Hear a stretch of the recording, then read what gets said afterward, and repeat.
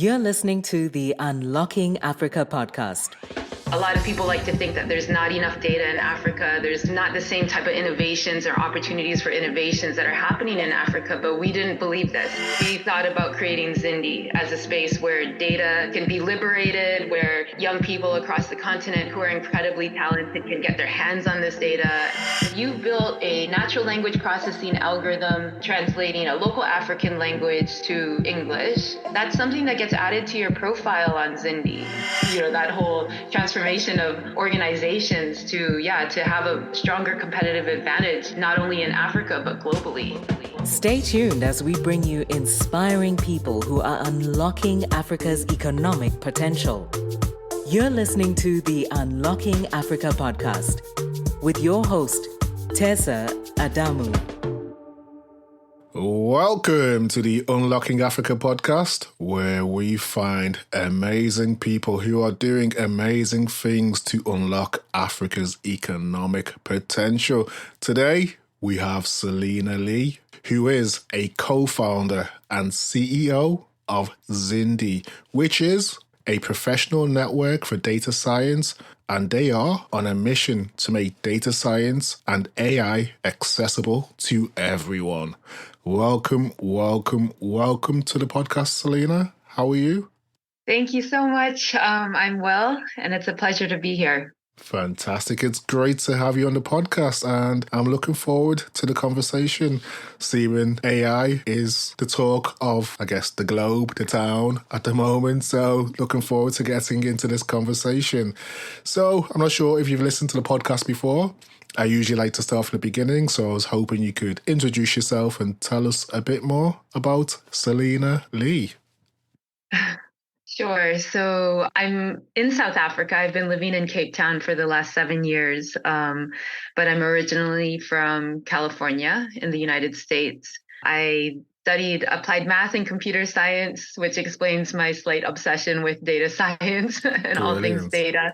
But I actually pursued a career after a short stint in corporate life. I pursued a career in international development, which is where I've had opportunities to work and live in Latin America, in Asia, in Africa. And that's kind of how I found myself here, is just this excitement about the intersect between the advances in artificial intelligence and data science and a lot of the things that are being driven by places like Silicon Valley, but combining that with my understanding of or exposure and experience in other places and realizing that, these technologies and these innovations don't necessarily apply in the same way in every context. So that's in some ways where Zindi comes in.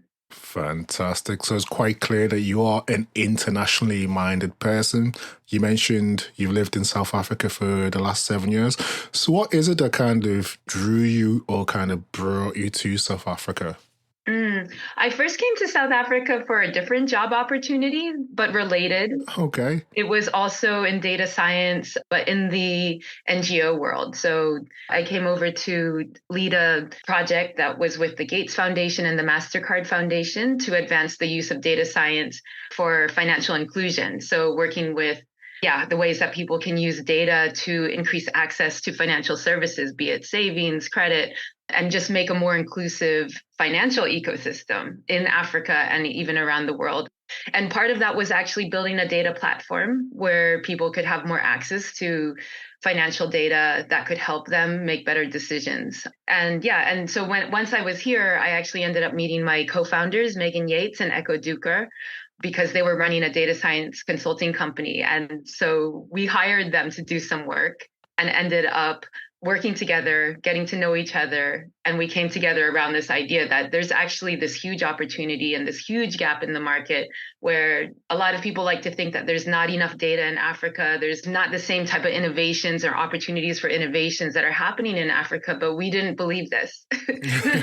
And so we thought about creating Zindi as a space where data can be liberated, where young people across the continent who are incredibly talented can get their hands on this data and create value for their own market, their own countries and continent. whilst you were trying to explore the nuances of how data can be applied in terms of a African context, was there any surprising information or anything surprising that you found out? Is data as difficult to access as you initially thought on the continent? I think my true feeling is that at the end of the day, it's about the value that you can create out of the data. And I think that the people who were trying to work in data or felt like they couldn't access the data, it's true that there's not necessarily a lot of public access, public repository, because data is valuable. And organizations and companies who collect data have something that's incredibly valuable. So they're not going to Yes. put it out in the public domain. But the key factor to me to getting that data out there and into the hands of people who can make more of the data is to help demonstrate and help. I mean, there was even an education process to show that, there is a lot of value in this, hiding in this data.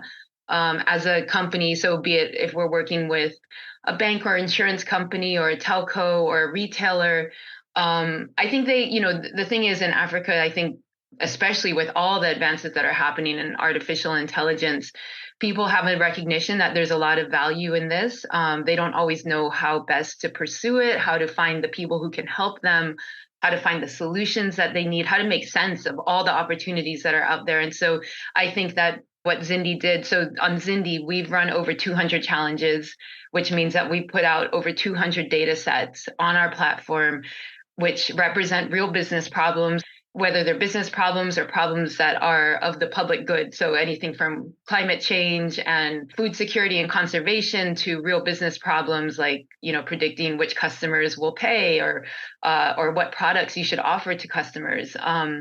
So those are all examples of use cases for data science and artificial intelligence. And for us, it was really a matter of organizations recognizing how valuable their data could be and showing them that Zindi is a way that they can tap into these thousands of amazing minds that will be able to help them. So there's data. It's really about people being aware of and being convinced that there is value in making their data available to the right people. So I guess with that in mind, can you give me some examples in terms of the work that you're doing to actually make the data accessible to all? Yeah, so maybe taking a step back, what we're doing on Zindi is we're building this professional network, especially designed for what a data scientist or an aspiring data scientist, or let's just say a data practitioner. We're trying to even take a step back and make sure that we are more inclusive in the idea that all types of people from all types of backgrounds can actually pursue a career in this data space, including artificial intelligence and machine learning. In order to create this space, we recognize that what's important for a data practitioner, be them in Africa or anywhere, is being able to demonstrate the skills, like being able to build up the skills and then also demonstrate the skills that they have. So, where you look at LinkedIn as a professional network, you can say anything you want on your LinkedIn profile. And you've seen it. You laugh because you've seen it. Yeah. People will say anything they want. Yes. So, and there's no proof points in that. And in a career like data science, it's so important. It's invaluable. It's irreplaceable to have actual proof points of skills, both for the potential candidates as well as for companies looking to hire them. We've heard it over and over from companies that they never know actually what they're going to get until they apply like a technical test to the candidates that they're looking at. So what we've done on Zindi is create a platform where companies and organizations are putting up real data sets, real problem statements, and inviting the community of, we have over 65,000 data scientists on our platform, or data practitioners on our platform. Yeah, it's incredible. And every month it's growing by 2,000 or 3,000. Yeah, I mean, it's just incredible. So for a company, they can put up a data set and problem and have thousands of people looking at their problem, working on their problem. And at the end of these challenges that we run, and these challenges will be open on the platform for anywhere between a couple weeks to 3 months, the company gets the IP from the top solutions that comes through that challenge. So for a company, it's a win because they get that, they get the solutions. For the winning data scientists, they get cash prizes. But it's also a win for everyone who participated, be it 1,000 or hundreds of data scientists that tried their hat on this problem, threw their hat in the ring rather, and then tried their hand at it. I like to think that these challenges that we run are important in themselves, but to me, they're also a means to an end. The end for me is that for each challenge that we run, 1,000 young people get to build up their skills. They get to add to their CV. So if you've built a natural language processing algorithm, say translating a local African language to English, if you're able to do that, and maybe you didn't win the top prize, at the very least, that's something that gets added to your profile on Zindi. And that's the real proof points. Yeah, so that's basically how we're working. So you mentioned, people need to have proof points of skills, and companies never know what they're going to get when working with people. So with that in mind, how would you say that data scientists in Africa compare to their global counterparts in terms of skills and abilities?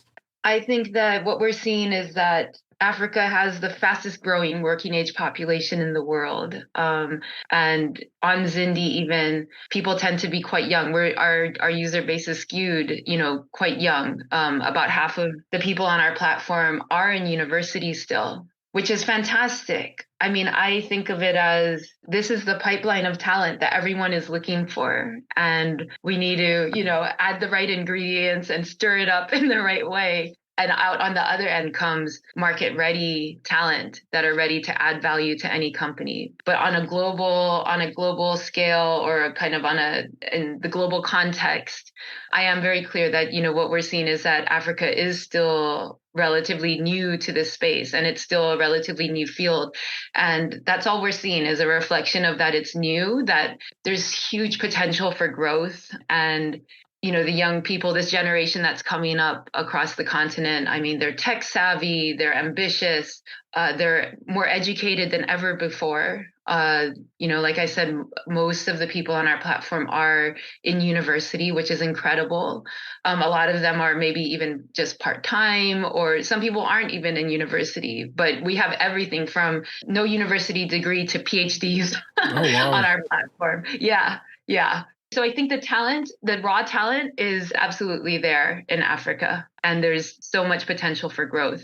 And we see that global companies are recognizing it. Like you ask, how does it compare globally? But what we see in the last few years is AWS, Microsoft. Obviously, Microsoft has been, present and active on the continent for a while now. Google has set up an AI lab in Ghana. These companies, these global leaders in tech, are setting up shop on the continent. And I think it's a reflection that people absolutely are taking notice of the potential here.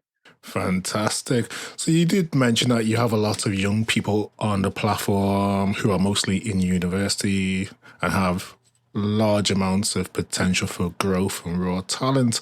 So do you have any success stories of people who have been part of the network and have gone on to progress and do quite amazing things in the space of data science, AI? Yes, definitely. I mean, many, many, but for me, what I love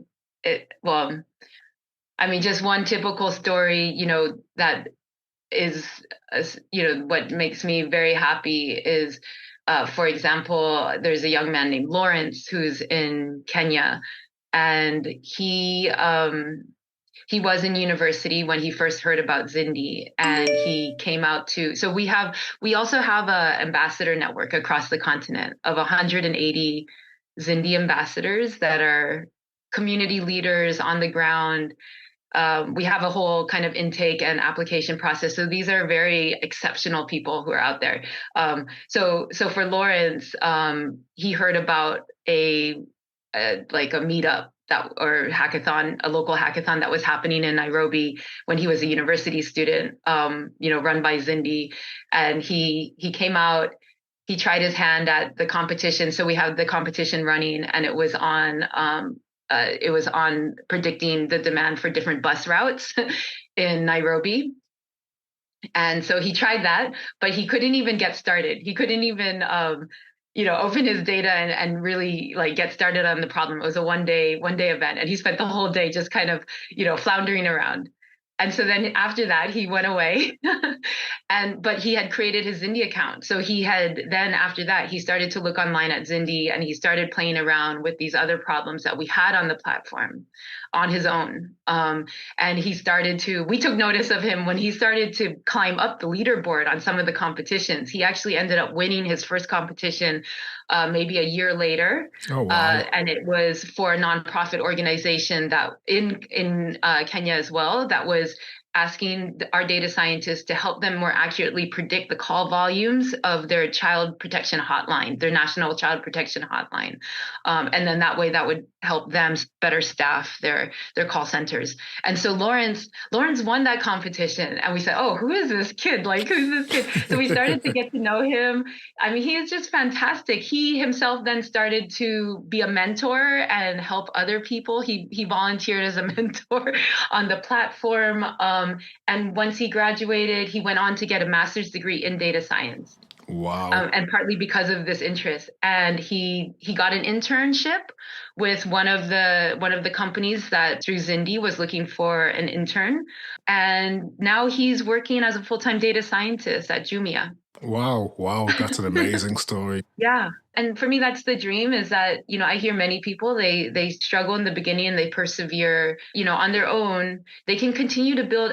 It's like my colleague at Zindi has said that, our commitment to you, to, any Zindians, as they call themselves, and we call them now, our commitment to any Zindians is that we will change your life if you will let us. And that's as in to say, like, if you make that commitment to put in the work, to try different problems, to build up your profile and your skills, we will also help you change your life. We will open these opportunities. That in itself will open these opportunities, and companies will on that back of that experience will be able to offer jobs to all of them. Amazing. Thank you for sharing that, Celina.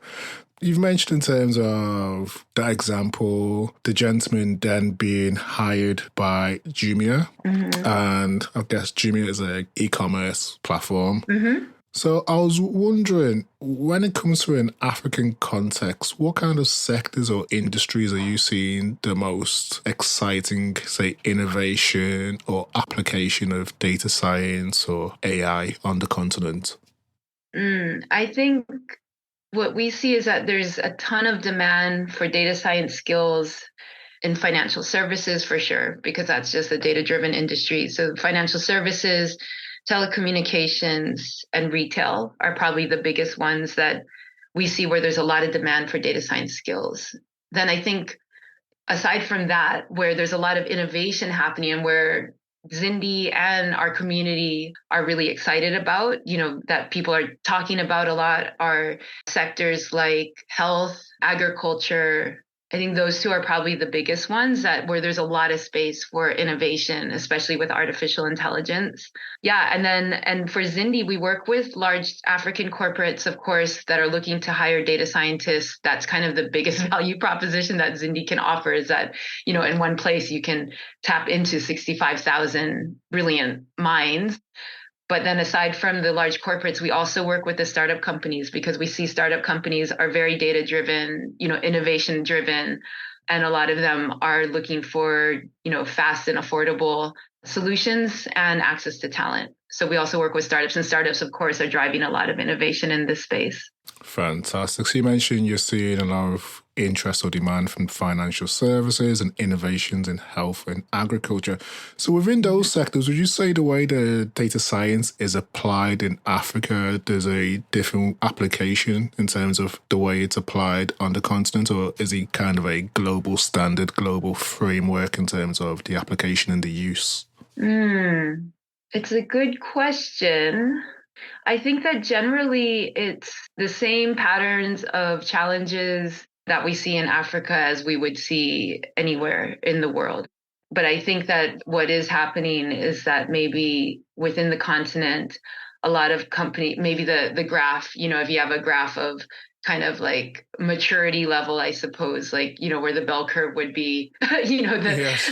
would be shifted to the right, outside of Africa, the bell curve is maybe more to the left in Africa. But basically on the same spectrum, but just, there's maybe a little bit more catching up that can happen in Africa. And that's our goal. That's what we're trying to do. We're trying to make AI and data science accessible to everyone. And that means for young people pursuing the career, as well as for companies in Africa that are looking to be more globally competitive, by using these types of technologies.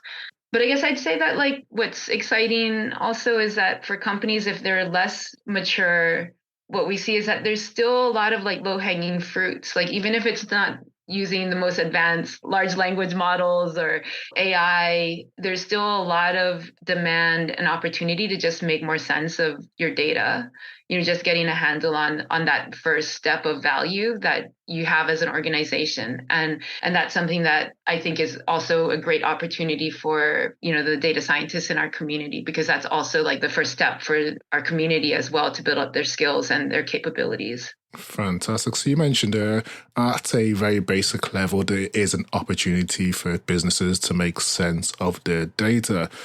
So how does Zindi work with companies in Africa to leverage data science and AI for positive impact? Yeah, we have a couple of ways that we work with companies, but in essence, what we're helping companies do is we kind of work in 3 pillars. The way that we can help, whether it's a bank or a telco or even a startup, is the first pillar is talent. As you can imagine, we have this huge community on our platform. We have a lot of kind of access to different pockets in different countries. So, wherever a company is, we can probably find a good set of top talent in any market. So the first pillar for us is talent. Is we offer recruitment. We also offer opportunities to build up your brand as a employer of choice and kind of in a more longer term partnership, kind of build up that long-term pipeline by leveraging our access to the community and also our access to data on each of our data scientists and their capabilities. So there's talent. Secondly, there's solutions. So this is where we run those challenges where a company can put up a data set and a problem.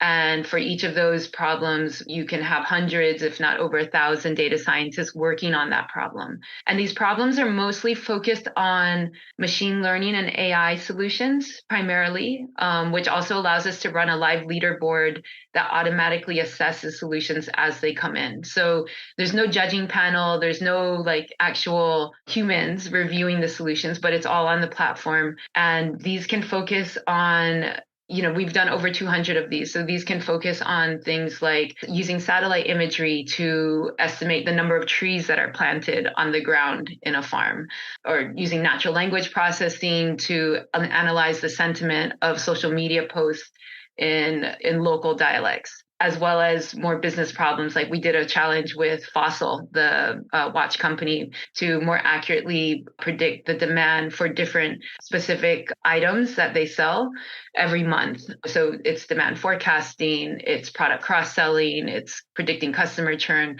all those types of business problems. So those are the types of solutions that in essence companies would buy from our community by running these challenges. And then the third pillar for us is also upskilling. So that's where we also offer companies the opportunity to use Zindi privately for their own learning and development of their own teams. Would you say that these 3 pillars could be a strong or key ingredient, say, for businesses or organizations in Africa to improve, say, their competitive advantage? Yes, exactly. I think that's what's exciting is that we see that these 3 pillars, while they might be seen as separate, they actually are complementary. Yes. And at the end of the day, it's about elevating. It's about, that whole transformation of organizations to have a stronger competitive advantage, not only in Africa, but globally. Fantastic. So if we look away from, company, startup perspective, are there any exciting startups or initiatives in Africa that you find particularly promising or innovative that have just recently emerged or gained traction? Yeah, there's a few startups that are doing some interesting things. I'm thinking about like agriculture, also climate. There's one organization, I guess they're kind of a startup that is in Uganda called Airquo, and we've done a number of competitions for them. They're actually now funded by Google, which is Oh, wow. exciting, and to replicate some of the solutions that they built on Zindi, they're now replicating outside of Uganda with funding from Google, which is incredible. Brilliant. Yeah, but their technology is air quality sensors, and they measure particle matter in the air on the ground. And so we've done a number of things with them to increase the accuracy and the ability to even forecast air quality on the ground. And their mission, their idea is that air quality measurement should be as simple and accessible as weather forecasts. That's a great example in terms of using data science to measure air quality on the ground. So, outside of that, can you give me some of the examples in terms of how AI can be used to address some of the most pressing, say, social or environmental issues that are currently faced in Africa? Yeah, I mean, other examples are we've run a challenge to predict flood extents in Malawi. Okay. And we're actually looking to replicate this in other areas. And, as we know, climate change is impacting the world, but disproportionately, many communities in Africa are very impacted by climate change, whether it's flooding or drought. So we were working with the UN to build these models. So we put it up as a challenge onto our platform to predict the flood extent. So we cut up southern Malawi into 1 kilometer squares geographically. And we said, okay, given all of this publicly available information about on the ground, the elevation, the soil composition, the locations of the bodies of water, the rivers, the land use, those types of data points, we would say, given this type of rainfall, what would be the areas that would actually flood? Which square kilometers would be flooded and to what extent. So it's really predicting flood extents based on, of course, then you need other models to predict the rainfall, which is also a whole nother area. And we could even, and Zindi should even tackle that one as well. But so it's using machine learning and artificial intelligence to more accurately predict flood extents and impact. And we've done others. Another one with the UN that we did was identifying landslides. So using satellite imagery, because landslides will happen sometimes and it's hard to even monitor or map exactly where they're happening. And so using satellite imagery to actually alert where the actual areas of landslides are. So to be able to recognize automatically using these satellite images where the landslides are happening. Fantastic. Thank you for that. So it's clear that data science, AI can be used for good. But if we look at it from a different perspective, are there any concerns or ethical considerations that need to be taken account when implementing some of these solutions in Africa? Yeah, definitely. I mean, there's two concerns, that there's a lot of discussion around, and I'm happy to see that there's a lot of discussion. So there's, of course, like the ethical issues around artificial intelligence. That is a big topic right now. And then the second is also data privacy. So, I mean, at Zindi, we take both of those things very seriously. I think that, on the data privacy side, the different privacy frameworks, whether what we have like here in South Africa with Poppy and we have GDPR in Europe, we are very cognizant. And I think that those have been really good steps for the space because it's good because it puts safeguards in general, but it also means that then it allows people to innovate more freely in a way because, you're within the realm of what is understood to be safe. And so that's basically the principle that we follow is that, we're compliant with the global standards of data privacy. It's very easy. And what we're showing and what we're even researching further is like ways that you can be compliant and still use the insights from the data. Just to give you an example, like some of the competitions that we run, if they use GPS data, we can, with the GPS data and the satellite imagery, like, you can actually say, identify things on the ground that maybe is not publicly known. And Yes. we've actually had those discussions about like, is this a privacy issue actually? Like even though these data sets are public, using machine learning, you actually are able to get new insights that are not necessarily publicly known. about what's happening there on the ground, or how many trees are planted. But wait, if we disclose the location of those trees, does that, disclose something that is sensitive to the people Yes. who own the land or are farming the land? Yeah, so those are all considerations that we have to think about, and we have different strategies that we mask the data and super mask the data. But yeah, I mean, those are all really interesting areas.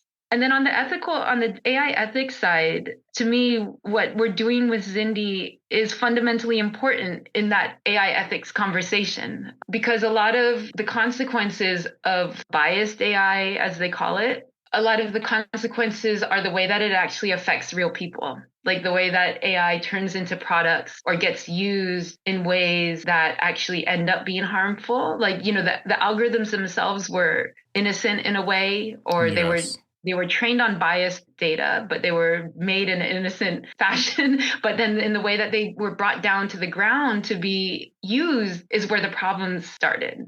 Yeah, I mean, like facial recognition, for example, when, a couple years ago, a lot of attention was given to this realization and the measurement by some researchers at MIT that the facial recognition software that was now publicly available and being adopted by companies and even governments were biased, Yes. because they couldn't identify people with dark skin, women. And I think that the thing that Zindi is doing, while whether or not we tackle specifically like specific recommendations of how do you avoid bias in your AI algorithms, the more important fundamental thing is that we're trying to create a more diverse pool of people who are working in AI globally. If there's representation at that table when they're making those decisions, when they're building those algorithms or even testing those algorithms, that already like solves the majority of the problem.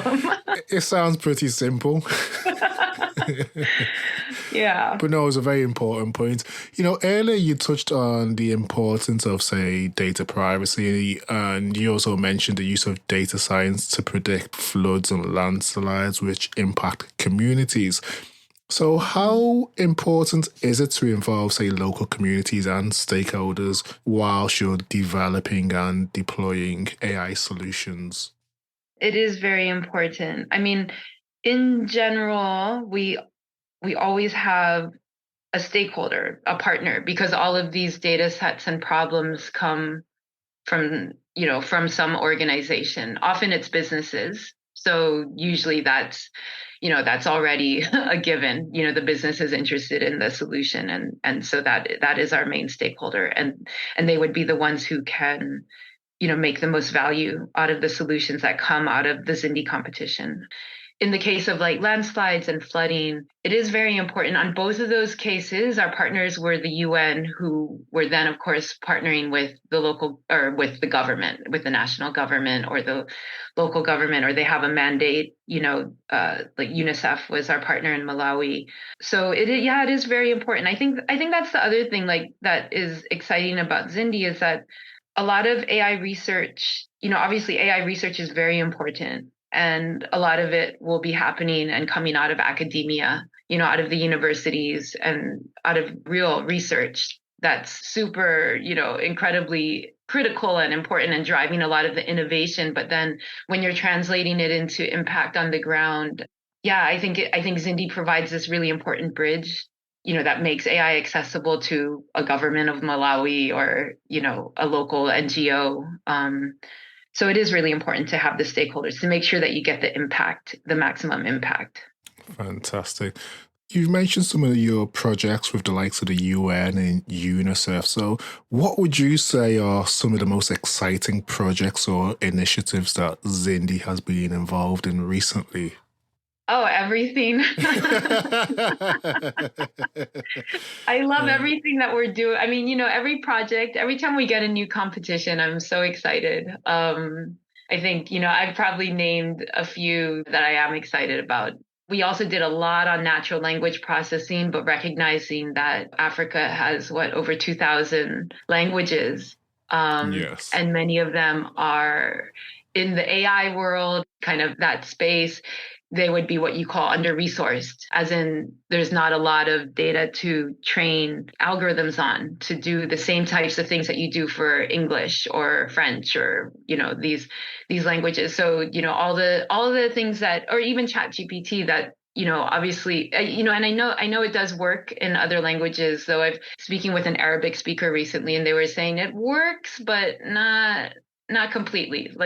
So I think, I don't know, we'd have to talk to different local, like native language speakers in different languages to really know how well it performs. But I think the point is that English is very over-resourced in the world of natural language processing. And, obviously there's a lot of, people on the continent who speak languages that are very under-resourced. And so how do you make sure, this is the whole thing, is how do you make sure that those technologies and those advances in research in natural language processing are also reaching everybody, that the solutions that are being built, is not just about getting your iPhone, your Siri, working better, but it's like, how does it turn into a solution that maybe can help a farmer who doesn't know how to read to use a Siri like, product that can help him or her know what fertilizers to use or what market prices are going to be looking like. Or, I think there's so many opportunities even just to think about, I guess it's about translating the solutions that we can already see in natural language processing into local languages that impact more people, and then also in applications that mean something to the majority of the world. Yeah, what am I excited about? I think it's climate problems, it's solving agricultural problems, it's solving natural language processing, or making natural language processing and artificial intelligence in that space more inclusive of more people. And then I think maybe I can just give you one final challenge or solution that we ran that I was very excited about. Was we worked with a nonprofit organization in Kenya that does sea turtle conservation. And they have this unprecedented database of pictures of sea turtles, because every time a sea turtle gets caught in a fishing line, the local people will turn in that turtle to this organization, and the organization will rescue it and nurse it back to health and then re-release it. And typically for any sea turtle conservation organization, not just in Kenya, but everywhere, they'll use tags, which is where they puncture the flipper and put a tag on. And so one of the things that this organization in Kenya was looking at was, can we use all of this whole database of close-up pictures of the sea turtles to uniquely identify them without having to use the tags, because the tags actually are harmful to the sea turtles. They're actually expensive, and they're actually also unreliable because they get knocked off all the time. And so that was one of the challenges that we run in partnership with Google, to call on the community to build algorithms to do almost like a fingerprint analysis using machine learning on the sea turtle faces. Fantastic. That sounds amazing. So you've mentioned some key points there. Obviously, one that I love is in terms of translating solutions that mean something to the rest of the world. And you've detailed in terms of Zindi having a huge network. But one thing we haven't discussed is, how does Zindi go about engaging with, say, the broader data science and AI community in Africa? Yeah, we have 65,000 now, and then every month we're growing. And it's largely organic. I think, in the early days of Zindi, in the first couple of days, the site crashed because we had so many signups that we didn't even recognize. Brilliant. Yeah, we didn't think that we'd have as many signups as we did. And we did push hard to get the word out quickly when we first launched. But I think the other thing of it is that people were so excited when they heard about this place that was just for them. Before I started Zindi, a couple years before that, when I was in my other job, I was also looking at data science, and I was meeting young data scientists across Africa. And I was in Rwanda, and I met this one young guy who was doing amazing work with satellite data and GIS data, really cool work on his own. And I sat down with him, and in the end, I just asked, after hearing about all the cool stuff he was doing, I was like, well, how can I, what would you like to do? Like, how can I be helpful, and support you? And he said all he wanted was an introduction to other people in Africa doing similar stuff to him. That was all he wanted. He wanted to meet other people who are doing this work, wow. But in Africa, because Rwanda is a small country. And I think that was the thing that Zindi spoke to when we launched Zindi. It was like, very quickly, even on Twitter, someone posted #ProudZindian Oh, brilliant. And from there, they became Zindians, and people were absolutely very proud of a space that was speaking to them and also giving them community where they maybe didn't have it before. I mean, that's a clear sign that you're doing something amazing. So well done, Celina. Thanks. So you did mention, I'm not sure if it's a good or bad thing, that the site crashed because you have a lot of aspiring data scientists. I think it's quite positive, as long as it was fixed without much disruption. Yes, absolutely. And you also mentioned about the young gentleman in Rwanda who wanted to meet fellow data scientists within Africa. So what advice would you give to any, say, aspiring data scientist in Africa that might be listening and is keen or eager to progress in this field? This is our goal. So if anyone who's listening who is aspiring to get into this field, well, one is a reassurance that because it's such a new field and because data science is such a, I guess, broad term and interpreted in so many ways, a lot of people actually feel quite intimidated. We have people coming from all types of backgrounds, from anything from accounting to chemistry, then to, of course, mathematics, computer science, engineering. People from all different types of backgrounds find their way onto Zindi. And I think that there's always a temptation to feel that imposter syndrome, that so-called imposter syndrome, and feel like, okay, I don't have, a mathematician will come onto the platform and say, oh gosh, I don't know about coding, or, I don't feel that comfortable with coding in Python. And then, a Python developer will come on and say, oh, I don't know any of these math like problems or math concepts. And I think the thing is, I guess my advice would be to understand that everyone's feeling a bit, intimidated by the field. Definitely, there's a space for everyone in this field, especially with tools like ChatGPT and other tools that are coming out. My feeling is that, we always talk about democratizing this space, and that's also what Zindi thinks about a lot, is democratizing this space. But really, as the direction that the tools are going in, we are at the moment of real democratization where people can use technologies like AI and data science right now and not necessarily have to. I mean, in the old days, you would need a PhD to do some of the things that young people are doing on Zindi right now. Yeah. So, I mean, that flood extent problem that we did, and we had 1,500 people work on that problem on Zindi. And I was talking to a friend of mine who has a PhD in mathematics from Cornell. And she said, oh my God, this was literally my dissertation. Yeah. So I think it's an encouraging time for any young person. I think don't give up. Don't get discouraged. Like there's a space for you. There is a space for you. And being active on a platform like Zindi, and putting in that work of trying different competitions, doing like what Lawrence, that I mentioned, Lawrence in Kenya, do what Lawrence did. Like just keep trying, just keep poking around, trying different things. It doesn't matter if you can't even figure out how to start the first time. And also lean on community. I mean, and that's the point of Zindi. Yeah, you have a built-in mentorship system when you join a community like Zindi. An important point that you made is that data science is a new field that can be intimidating. So how do you go about staying up to date with, say, the latest developments and trends in data science and AI in Africa? It is hard in a way. Yes, it's so fast moving. It's so fast moving. Like you look at ChatGPT, it only came out in November. And I think they're on version 4 or something. Yeah, it is so fast moving, and trying to make sense of all the opportunities that are there. And, to get your head around it, and then to also try to interpret that into what does that mean for industry? What does that mean for the next, not just the next 6 months, also the next year and 5 years? Like, where is this field going? That's something that we as Zindi have to do. Like, that's part of our mandate. Because we're, if we want to make sure AI is accessible to everyone, make sure it's accessible to people, to the industry, to companies, even to governments and our other partners, like that's our mandate, is to keep on top of this and make sure that it is accessible to everyone and that we're giving people the right skills for the next 5 years. Brilliant. So you touched upon, data science and AI is so fast moving and hard to predict. Where do you see Africa's AI and data science space in, say, 5 years' time?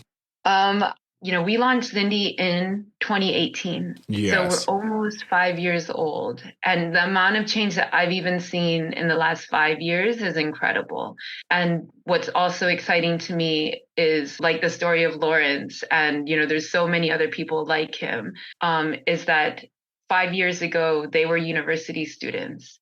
And now they're productive, employed, pursuing these amazing careers in this field right now. And so I just see that in 5 years' time in Africa, this group of 65,000 that we have right now, they're all going to be out in the market creating value Yes. for companies and creating new solutions that are homegrown and that are answering real problems that real people have. The other 90%, 95% of people who are here on the continent who have problems that maybe don't even exist in Silicon Valley, these are the people who are going to solve those problems. Yes, I agree. Fantastic. So with that in mind, if we look closer to home, where do you see yourself in Zindi in the next 5 years' time? What kind of legacy do you hope to be making in Africa? I think we can get to 1 million on our platform in Africa. Brilliant. That's one thing, is that the market is huge and it's only growing. And we're making these types of skills more and more accessible to more different people. So I think, people who maybe would be afraid to call themselves a data scientist or a data practitioner, I want them to find a space on Zindi and pick up the skills that they need to, to solve problems, even if they don't want to consider themselves a data practitioner. So I think that's one vision or legacy that I'd want to leave, is that this skill set is for everyone, and everyone who needs it is able to get it and create new value. And then, the other thing that I do think about, because as I mentioned, I've had experience in other parts of the world, I think that there's a lot that even Africa can give to the rest of the world in a lot of ways. And I think the lessons learned and the strength of this community that we have in Africa, the truth is, actually, without even trying, we are a global platform already. Our data scientists actually, even though the majority are in Africa, we do have data scientists from 190 countries in the world. So it's practically global. I mean, we have people who are coming from like Brazil, India, Singapore, Jordan. I mean, just all these countries. There's people finding their way onto Zindi and learning from this community of African data scientists. Wow. And people are forming teams across countries. I recently saw a team of like someone from Japan with someone from Tunisia, with someone from Kenya, like solving a problem for South Africa. Oh, wow. No, that's great to hear. And it's great to see things like that happening. The power, I guess, of technology, building a network and collaborating. It's extremely impressive. Well done. Well done to you and your team. Thanks so much. Quote of the week. As people, we often have quotes, mantras, proverbs, or affirmations that keep us going when times are good or when times are challenging. Do you have one that you can share with us today? Yeah. I'm going to actually quote Lawrence, who I just told the story about Lawrence. Oh, amazing. Funny. Yeah. Although he was quoting some version of, I think, Nelson Mandela. But he said, on Zindi, there's no losing. There's either winning or learning. I like that. And I think that's a good philosophy for life. Definitely. That's extremely positive and good way of reframing whenever you have a challenge or whenever you think you might have failed. There's no losing. It's about learning. Yeah, I like that one. I might have to steal that from Lawrence. Feel free. And then you'll have to say, this was from Lawrence in Kenya. Brilliant, I will do. As we're coming to the end of today's conversation, which has been a fantastic conversation, I was wondering, do you have any closing remarks, final calls to action for people who might be interested in what you're doing as Zindi or just data science in Africa in general? Yeah, I mean, I think for any of the young people out there, even just curious about data and just building up their skills, data is going to be relevant for every field and every career path. So I would encourage everyone to sign up for Zindi and check out the competitions, just poke around on the platform, meet other people. And, it's a long learning journey, and Zindi's your learning partner. And then for companies and organizations in Africa and even outside of Africa, if you're looking for amazing talent, Zindi's the place for you. Fantastic. Thank you for that, Celina. That's been an extremely enlightening and educational conversation for me. You're offering something unique and much needed on the continent, and you also have extreme passion for it as well. So keep up the amazing work, and thank you for joining me on the podcast today. Thank you so much. Take care. Bye. Thank you to everyone who has listened and stayed tuned to the podcast. If you've enjoyed this episode, please subscribe, share, or tell a friend about it. You can also rate, review us in Apple Podcasts or wherever you download your podcast. Thank you, and see you next week for the Unlocking Africa podcast.